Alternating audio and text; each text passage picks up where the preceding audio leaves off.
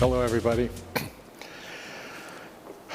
I'm a designer, and I see design as the first signal of human intention. When we have intentions on the world, we begin to design.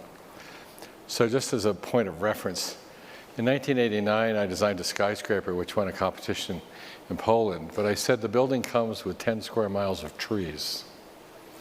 You can't have the building without 10 square miles of trees, because that's how much carbon is involved in making this building and operating this building. This is 30 years ago. So you can imagine, the Wall Street Journal thought it was strange enough to put on the front page. Here we are, still today, having these conversations. Cradle to Cradle, we published in 2002. In 2005, it was published in China as the design of the circular economy. And then more recently, we published the Upcycle, how to get things and improve the world. In 1998, I was appointed by President Clinton to be the US Representative Chair for the China-US Center for Sustainable Development. My co-chair for China was Madame Deng Nan, Deng Xiaoping's daughter. And this picture is us handing her cradle to cradle the circular economy to begin this exercise on a global basis. China has led in this area. And we see the history of circular economy from a Dutch bank. They published this. Starts with these references to our cradle-to-cradle work, and then goes to China. China announces the circular economy as the 12th five-year plan. More recently, the 13th five-year plan, and it's now becoming a discussion globally. Cradle-to-cradle has a fundamental idea that things can be designed to go back to natural systems, and we call these biological nutrients, or things go back to technical systems. We call this the technical nutrients in a technological metabolism. In the last 5,000 years, humans started making things like plastics and metals, and we bang them into shape, we use them, and they can be designed to be reused. So we don't want to say end of life to your telephone. It may talk to you, but it's not a living thing. We say end of use, which then begs the question, what's the next use?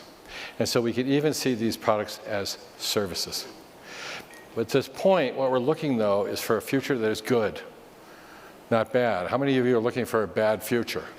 So we have to start with a good future. So how many people talk about a less bad future?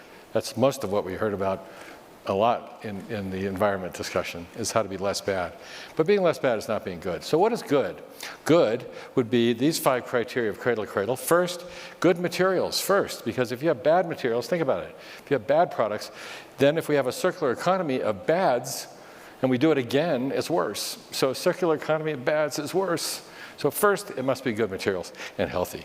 Then it's circular economy, renewable energy, of course, water that's clean and available to everyone as a human right, and finally, social fairness. Now, when you see these 5 criteria, you realize they are the foundation of the 17 Sustainable Development Goals. So if anybody wants to do the 17 Sustainable Development Goals, and for CEOs who want to, it's 17 Sustainable Development Goals. That's a lot of goals. But if you start with these 5 things, you can then perform all these goals. Without them, you can't. So good materials are safe, biological, and technical nutrients, and they don't contaminate each other. So to do this, we created an institute, not-for-profit, third-party, independent, peer-reviewed, and we have a certification program for this. And we're covering all these sectors. We do packaging, we do products, we do cars, we do chemicals, we do metals, so on and so forth. The furniture you are sitting on is from Herman Miller. These are cradle-to-cradle certified chairs. These chairs are designed to go back to industry forever. These plastics can be used again and again. So these are cradle-to-cradle products that we're now seeing in the world. I'm very proud of this one. I work in the fashion sector. These are the first cradle-to-cradle certified gold blue jeans. I am wearing them.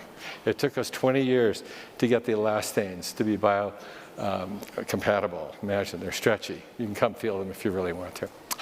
So, but the water leaving this factory is leaving by evaporation, not polluting a river with black dyes. Think of that. It's leaving by evaporation. The dyes are assessed. The water is clean. You can drink it. Imagine this. We talked about the Yangtze and cleaning it up. Why are we sitting here talking about how horrible these dyes are and how we have to reduce intoxication?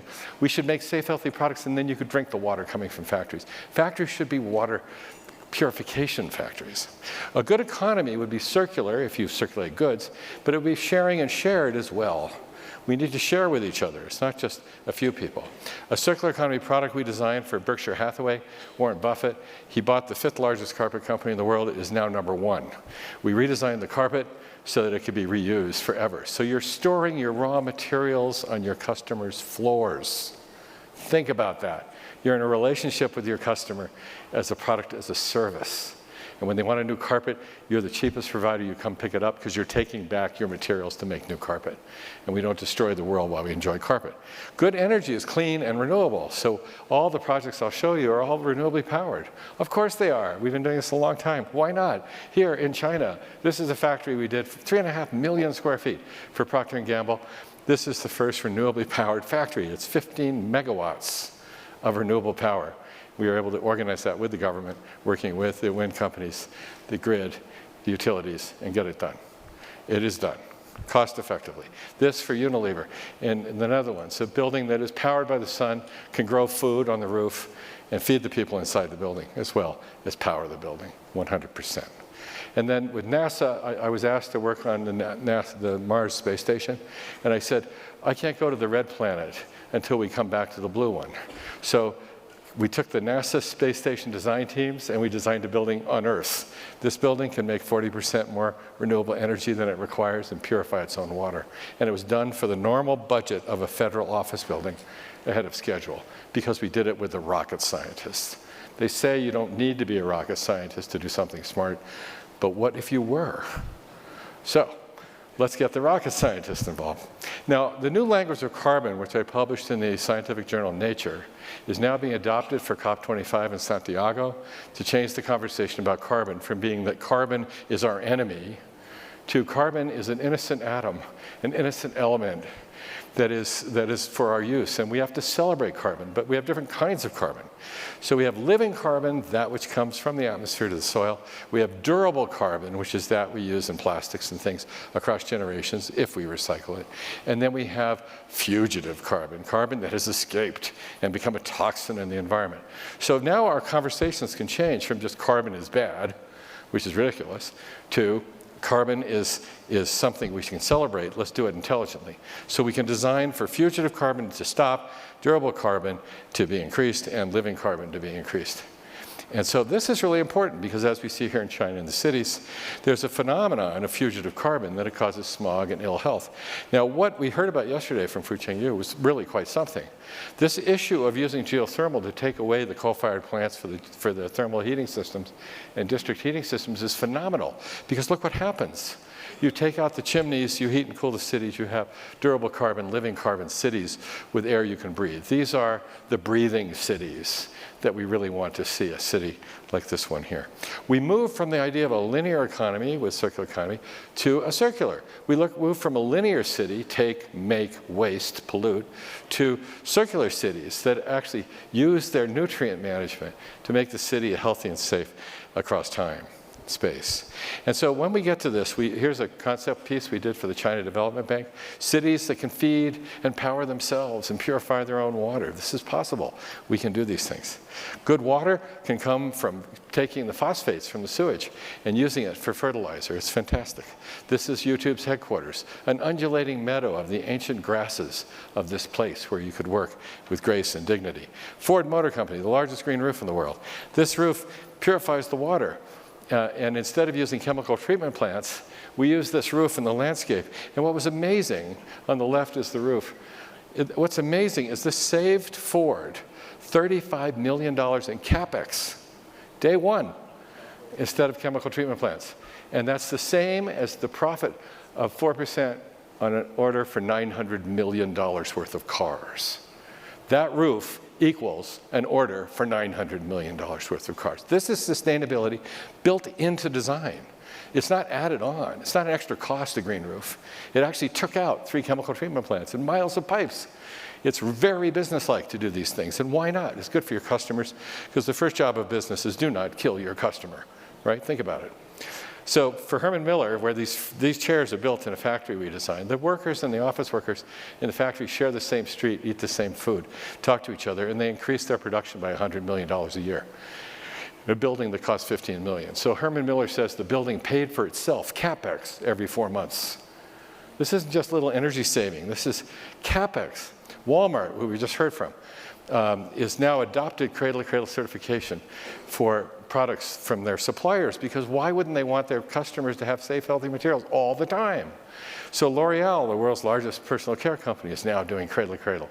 So the people who wear these cosmetics are getting health. And they were defined all the way down to the last molecule for ecological and human health. This is phenomenal. So I'll finish now on the issue of plastics. In 1955, Life magazine ran a spread on throwaway living. And what is that? Well, they were talking about the plastics have shown up and we can throw things away. We don't have to wash dishes anymore. Isn't that exciting? Away has gone away. That's the problem. We now see the earth. Where's away? There is no away. It's all here. So the question is our intention. Do we actually intend to put millions of tons of plastics into the ocean every year? Is it our intention? Because if it's not, then we got to get back to work. So these are the packaging awards, 2012, top 25. Not one is recyclable. Not one. But even if we made it recyclable, what if we don't collect it? Then it's irrelevant. It has to be recovered before it's actually recycled. So being recyclable is like a shibboleth into the temple of hope. So when we look at the history of this, what we've talked about with waste is we say, oh, reduce, reuse, recycle. Good, that's what we did when we littered before. But now we're thinking more deeply, but we're going, oh, reusable, recyclable, compostable. This is the new EU legislation. Okay, but to this we'd like to add a little poem here. I've written a little poem for this. First, refuse. Refuse means just say no. And the young people are saying no. No single-use plastic. Refuse, first. Second, reduce. Third, reuse. Good. Fourth, recover. If we don't recover this stuff, it doesn't mean anything anyway. Then design it for recycling, biological and technical. Focus on things that can be compostable and safe and healthy, down to the molecule, not microplastics or nanoplastics, as Tony mentioned yesterday. Then we also can upcycle. We can take things back and then purify them, which is a big project we're working on. I'll explain now. And then at last, refuse, which means garbage. So refuse. Eliminate the concept of waste. There are the gyres. Everybody gets freaked out. 90% of the riverborne plastic coming from these 10 rivers. Look at China at the top of this list. This is where the plastic in the oceans comes from. That's why we're standing here. These are your rivers, among others. There are 10 major rivers that give us most of our pollution. We have to recycle this. What do? We have to get on land side and figure it out, start figuring out how to get this recycled quickly. We're working on that. We also have to figure out how to work with the oceans and the islands and get this thing moving. But what we can focus on is mechanical recycling, and then chemical recycling for the rest of it that we can't mechanically recycle, and then compost, and that's where paper comes in and so on. So the fundamental distinction is mechanically recyclable, chemically recyclable, and compostable. Our favorite, obviously, is compostable. But as you look into the history, by 2050, we expect we won't be using oil to make plastics anymore. We will be using recyclates to make plastics, and we will put them into coherent systems, and we'll have bio-based materials that are phenomenal, as well as biologically active compostable fabric of plastics that we design now. This leads us to ecological civilization, where being less bad is not being good. Because if all we report is how we're going to reduce our toxins and our bad things, then we're just telling the world our goal is nothing, and we're telling it what we're not going to do. That's like telling a taxi driver, quick, I'm not going to the airport. How useful is this, really?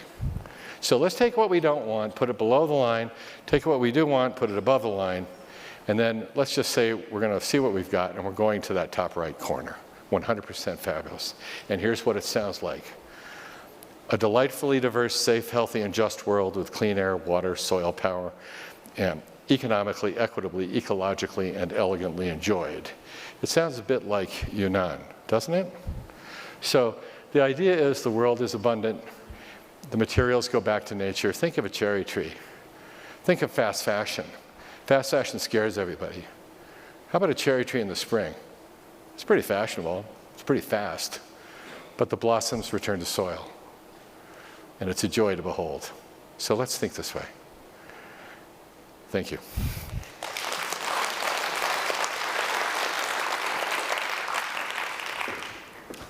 Let me put you here. Thank you so much, Bill.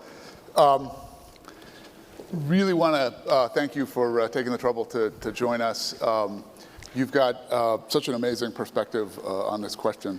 And so the first thing I want to ask you is just to reflect a little bit on your journey and the journey of all the people that you have engaged in this conversation over 30 years. I mean, we saw that wonderful picture of you with Dong Nan. How have you seen the understanding of these issues that you've tried to sort of put on the agenda evolve over the last 30 years? Are people getting it, or are we still struggling with some of the basic concepts that you articulated in Cradle to Cradle? I think people are getting it a lot of places.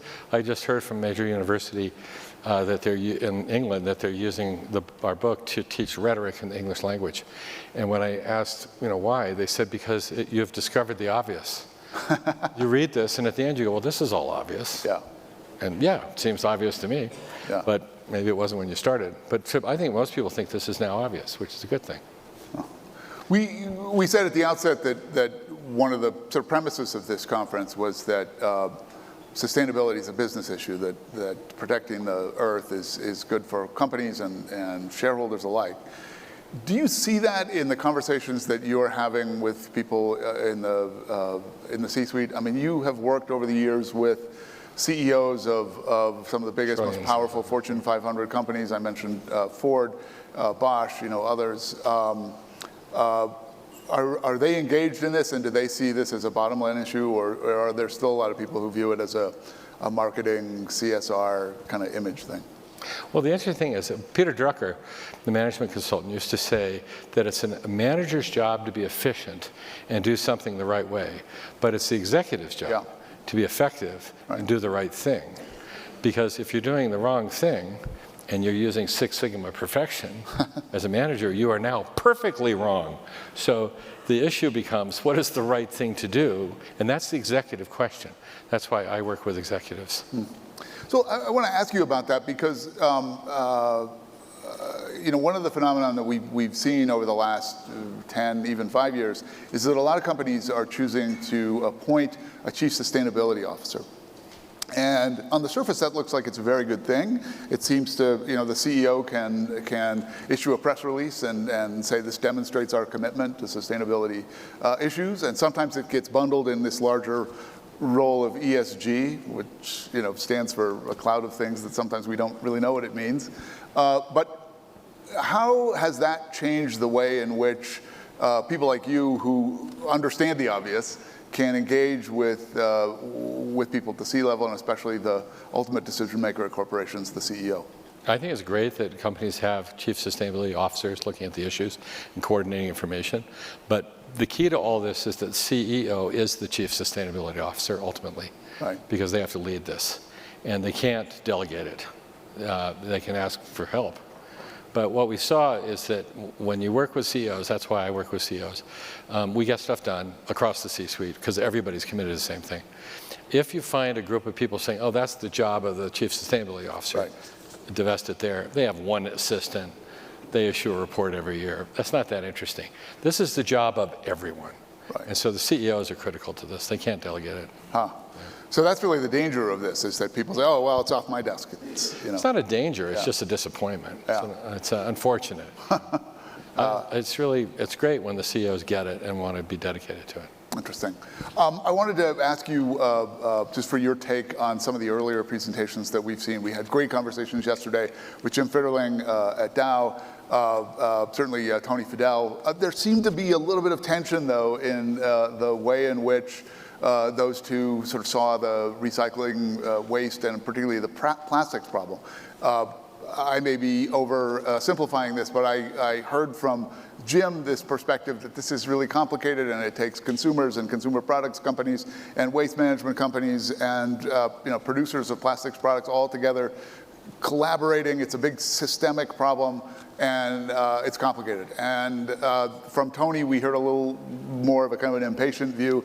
No, it's not that complicated, and actually it's simpler than that.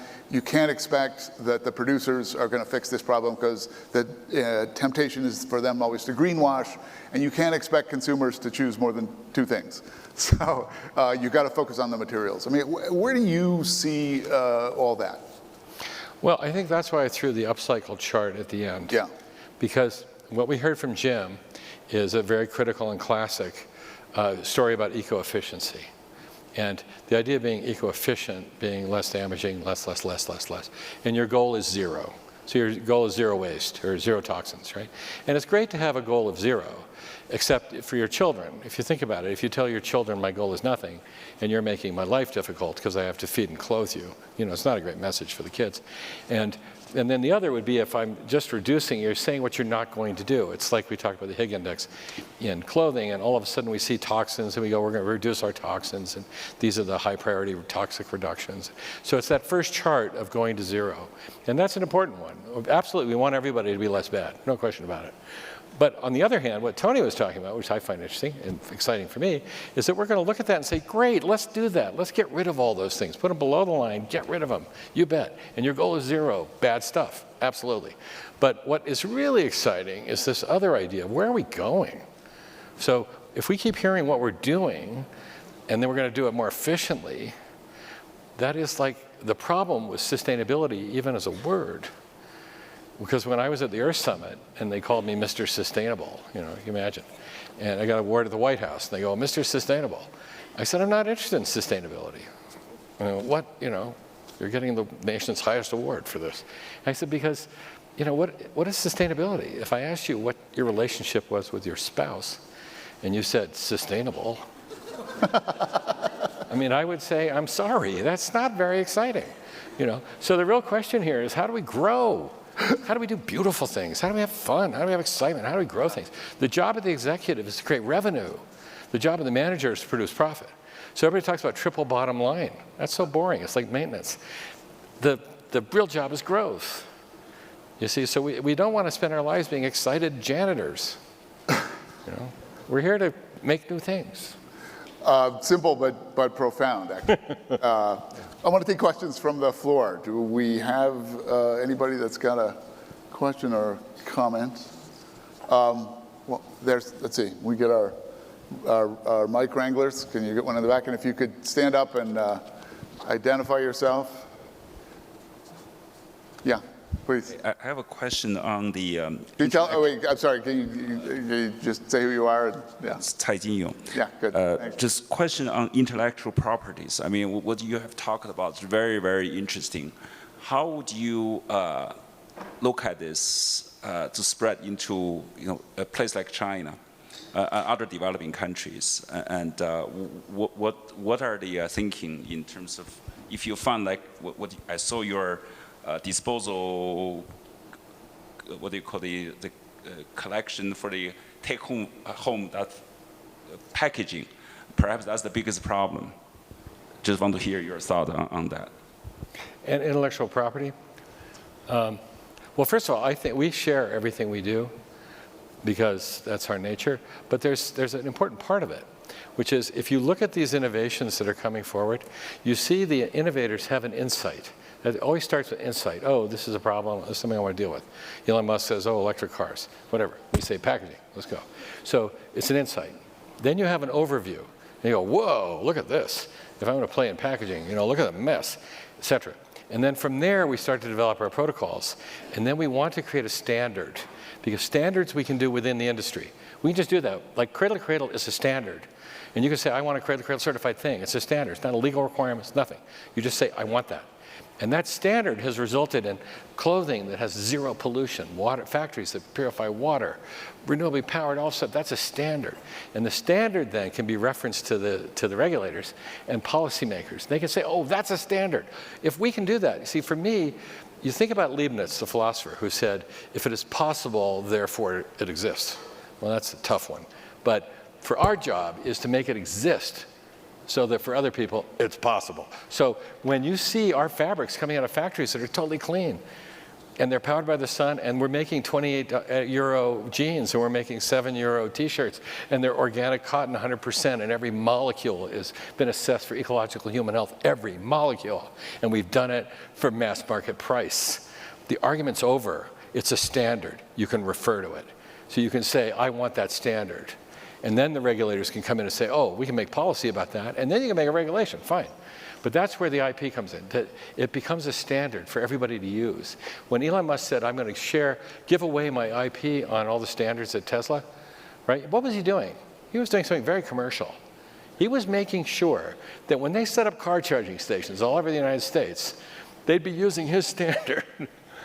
That's a good business idea, you know, and sharing is fun. So I think that, you know, this idea that we share this as fast as we can is absolutely necessary. And then you just get to thrive and shine because you just know how to do it better than anybody else. Just go for it. Bill, I want to thank you for sharing with us today. Making good things possible and exist is a cool thing to do, and hopefully we can have much more conversation about how we can achieve just that. Thank you so much. Everybody, please join me in thanking Bill.